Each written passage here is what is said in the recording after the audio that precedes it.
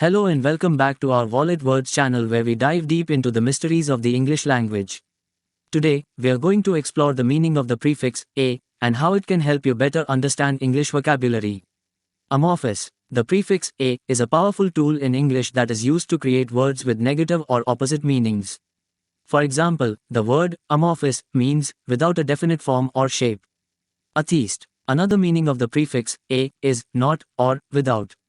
For example, the word atheist means without belief in a god or gods.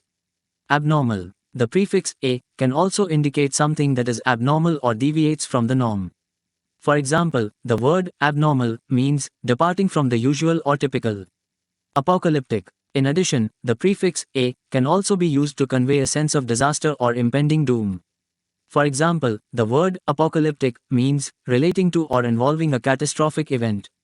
Asymptomatic. Finally, the prefix a can also indicate a lack of symptoms or signs of a particular condition.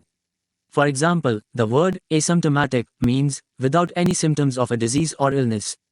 And that's the meaning of the prefix a in English.